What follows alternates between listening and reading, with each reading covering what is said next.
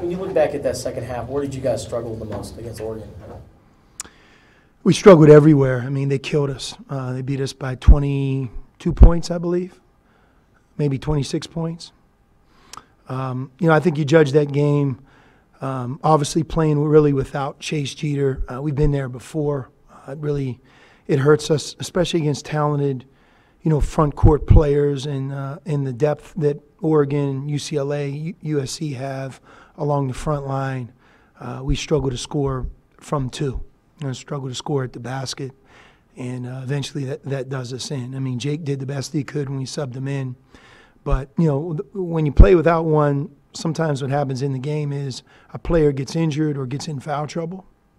And Ryan Luther, when he picked his technical foul up, I think around the 16-minute mark of the second half, we had one scholarship post player available, which was Ira Lee.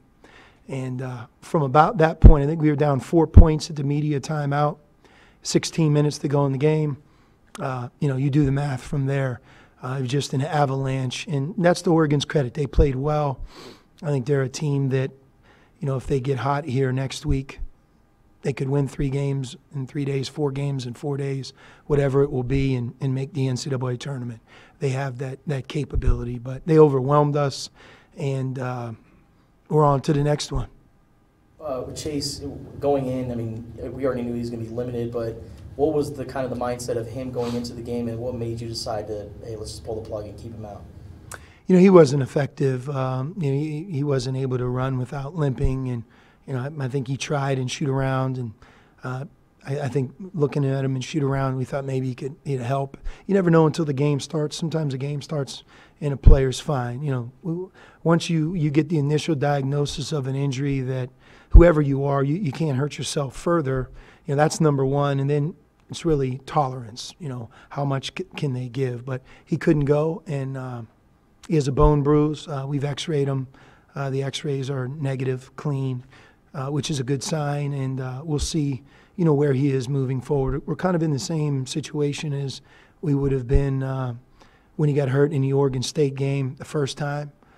We went to L.A. and just kind of wait for him to get back. As a matter of fact, I think ASU was that second week in that game as well. So he did the best he could in that game, and we'll see if he's available. What's your plan this week, especially with him and Brandon? Now that you have all this time, I mean, is there extra time, are you planning to rest those guys more or anything like that? Or? We practiced already today. Brandon's full go. He's really responded well. He's been able to play. I think his foul trouble has hurt him more with his recent minutes than anything related to his knee. A good week here. By the time we get to Saturday, Brandon is full go. Whether he starts or not, I think we'll cross that bridge late in the week. But he has no more minute restriction on him. He's been able to respond in a way that we all hoped he would when we welcomed him back, and he's practicing every day. Chase is not practicing.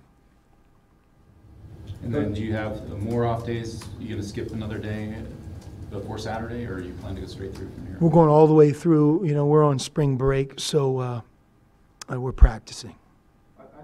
Following up on Brandon, you said he wasn't on a minute restriction. I didn't know he played exactly 20 in those games, but I know he had foul trouble too. I didn't know. Looking back, were you kind of trying to limit him to around 20, or did it just work out that way? He had the ability to play a little bit more than 20, but because of the foul trouble and in the final score, it made no sense to play him down the home stretch of that game in his situation. How has Chase been mentally? Because he got that injury at Duke, and now in his first real full year of college, he hasn't been able to be fully healthy. Has it taken a toll on him maybe a little bit? I'm sure it has. Any player, you like to have good health. Brandon Williams, I'm sure, would tell you that he wished he didn't miss any games, But those are the things that hit you during the course of a season or a career, and, we all have to help each other to deal with them. Coach, did you get a chance to see Nico in the state championship game last week?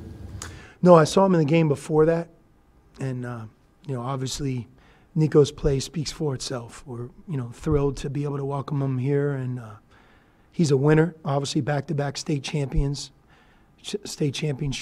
and any game that I've really ever watched him, and I've watched him for a long time. He plays to win. His team always seems to win. He has a way as a point guard of making the game easier for his teammates.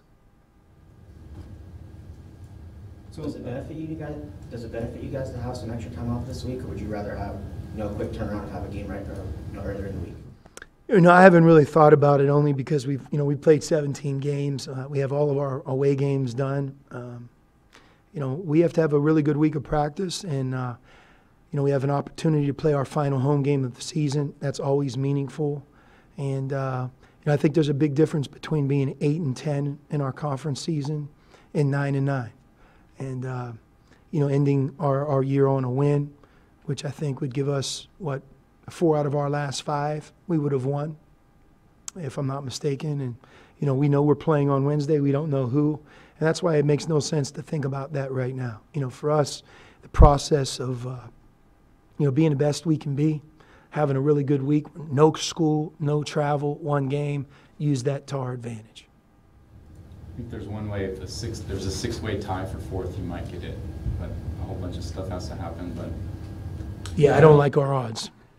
you could be 4th to 10th, yeah. So What do you want to see against the issue this time that you guys maybe weren't able to do last time?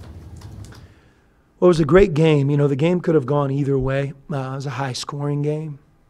We had a lot of good opportunities from 3, and unlike a lot of games this year, we were able to take advantage of that. I mean, we made 3-point shots. Ryan Luther had a big night. That hasn't been something we've been good at. So we don't want to be reliant on that. We want to have good offense, and I thought our execution in Game 1 was good. It has to be even better this time around. But we need to do a better job defensively against ASU, especially, big rebounds, second shots.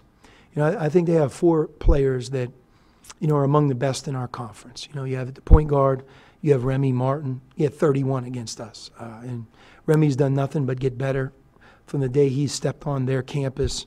I think he's been a real big part of their success.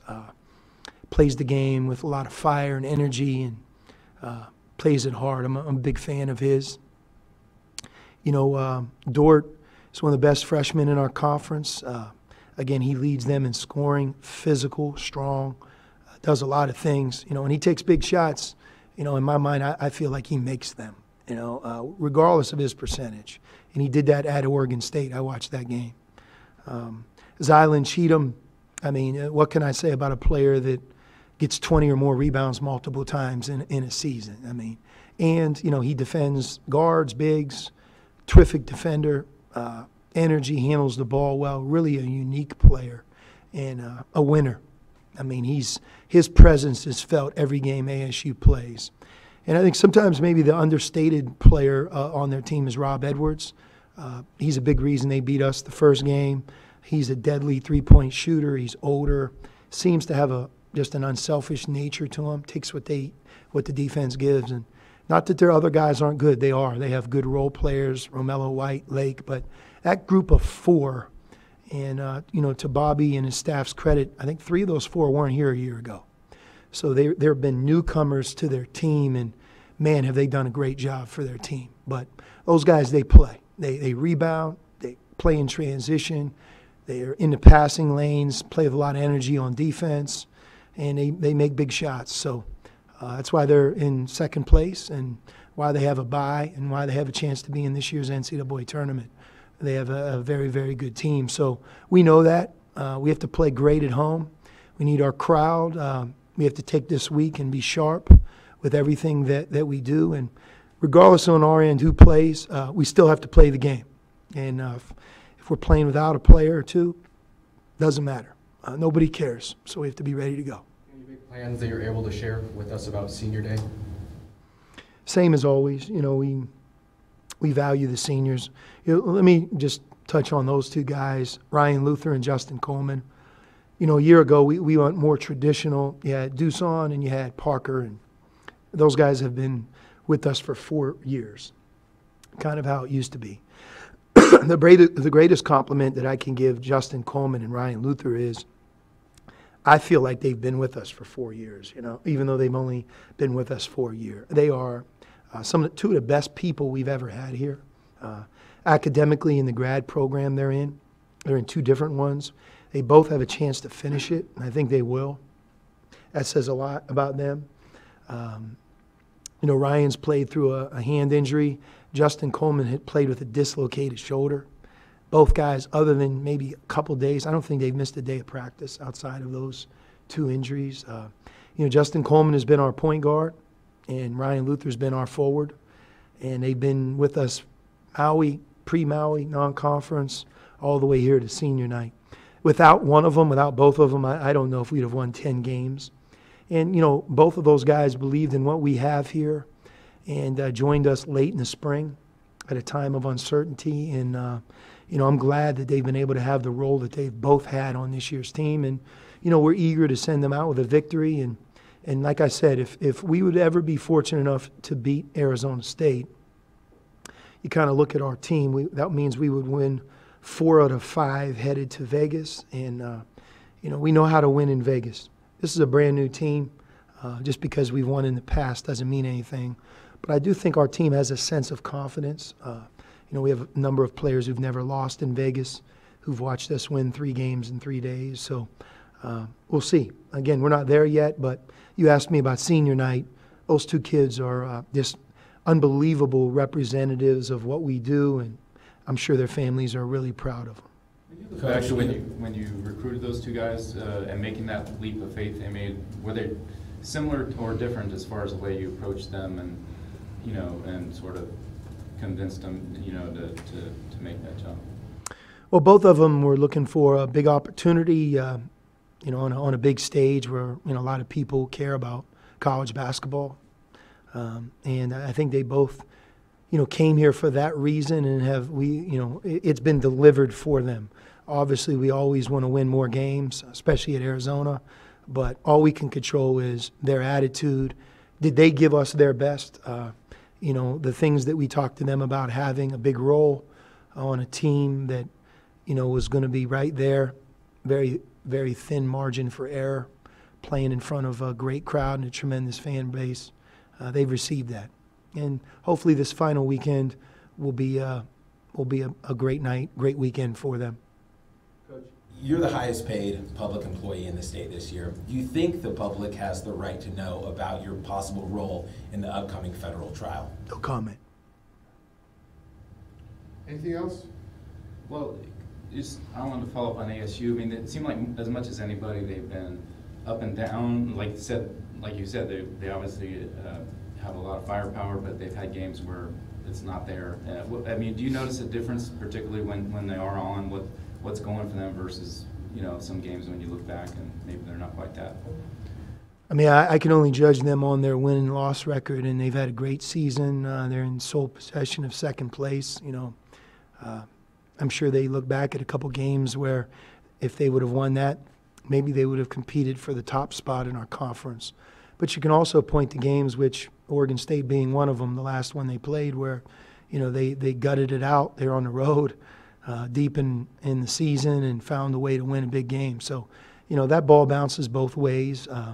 Like a lot of teams in our conference, I'm sure they want to play their very best basketball now at the end of the year, and they're really capable. And you mentioned Chase did not practice today. You expect him back later in the week, or what's kind of his projection? I don't know. I Is it kind of more pain tolerancing with him then at this point? Yeah, you know, we've X-rayed him, and he has a bruise to his knee, similar to the one Alex Barcelo got in the Colorado game. Coach, obviously the press conference last week got some notoriety and blew up online a little bit. How are you handling the potential off-the-court distractions, and are you talking to your players about that at all? No comment. Thank you, everybody.